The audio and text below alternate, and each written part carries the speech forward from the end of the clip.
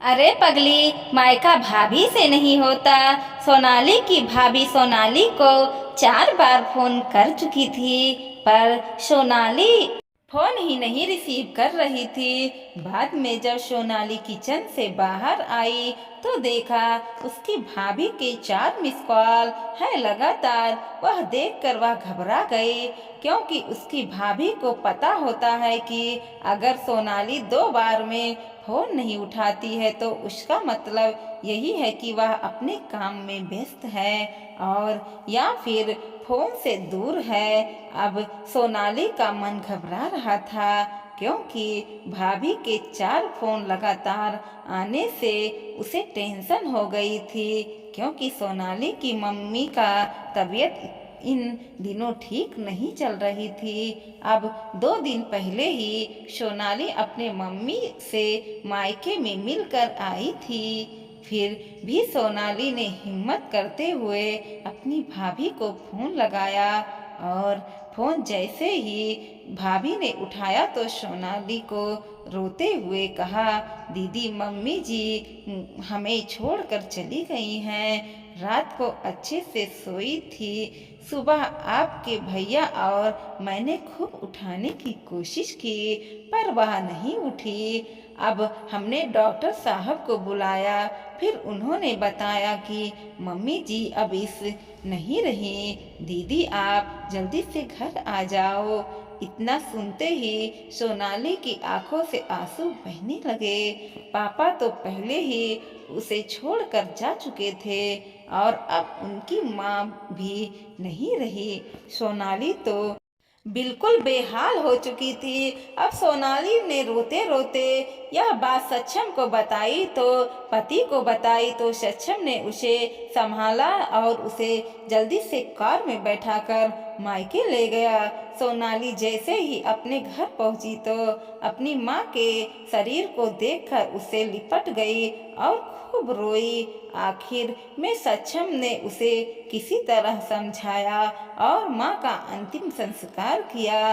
सारे विधि विधान होने के बाद भी सोनाली की रुलाई नहीं रुक रही थी। उसे माँ की बहुत याद आ रही थी। अब सोनाली की मौसी ने उनके आंसू पोंछे और उन्हें संभाला और कहा, सोनाली बेटा ऐसी दुख मत हो, दीदी नहीं रही तो क्या हुआ, मैं हूँ ना तेरी मौसी। तेरा घर भी तेरा मायका है। मेरा तेरा अब मन करे जब आ जाना अपनी मौसी के पास। वैसे कहते भी हैं तो ना, मौसी मतलब माँ जैसी। बेटी मैं तेरा दर्द समझ सकती हूँ, क्योंकि तेरे पापा तो पहले ही तुझे छोड़कर जा चुके हैं। आज दीदी भी चली गई। कहते हैं ना कि माँ के जाने के बाद तो लड़कियां का मायका ही छूट जाता है। यहाँ भाभी तो बस दुनिया को दिखाने के लिए नाम का रिश्ता होता है, क्योंकि मायका तो माँ से होता है। सोनाली भी मन ही मन सोचने लगी कि शायद मौसी ठीक ही तो कह रही हैं। अब वह मौसी से लिपट कर जोर जोर से रोने लगी और कहने लगी, क्या मौसी मेरे भी मायका अब नहीं रहा। तब सोनाली भी भाभी दूर बैठी दोनों की बातें सुन रही थी।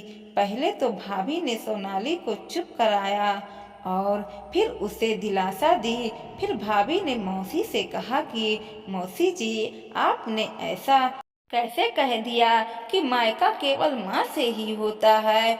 मैं मानती हूँ कि माँ का स्थान कोई नहीं ले सकता, लेकिन अभी दीदी के भैया भाभी जिंदा हैं और अब तक हम हैं। दीदी का मायका हमेशा बना रहेगा। मैं पूरी कोशिश करूँगी दीदी को मम्मी जी की तरह प्यार और सम्मान देने की, और दीदी जब चाहे तब यहाँ आ सकती है। यह घर कल भी उनका था, आज भी, कल भी रहेगा। मौसी जी मैं भी एक बेटी हूँ और मेरा भी मायका है, और मैं अच्छे से जानती हूँ कि हम बेटियों के लिए मायका कितना महत्वपूर्ण होता है। मौसी जी आप दीदी को अपने घर जरूर बुलाइए, पर उन्हें अपने भैया भाभी के प्यार से दूर मत करिए। तभी मौसी जी ने कहा, बहू, आज के ज़माने में तेरे जैसी सोच रखने वाली भाभी बहुत कम मिलती हैं। मुझे माफ़ कर दे, मैंने सोनाली को गलत राह दिखाया। तभी सोनाली अपनी भाभी के गले लग गई और बोली, भाभी, आज आपने मुझे विश्वास दिला दिया कि भाभी भी माँ के समान होती हैं, और मैं संतुष्ट हुई कि जब तक आप और भैया मेरे मायका सदा बना रहेगा। और किसी ने कहा है ना कि भाभी माँ के समान होती हैं। आज आपने मुझे इस बात का विश्वास दिला दिया। दोस्तों, वीडियो पसंद आया हो तो लाइक कीजिए, शेयर कीजिए और सब्सक्राइब भी कीजिए, और देखते रहिए कोमल मोटिवेशनल 2.0।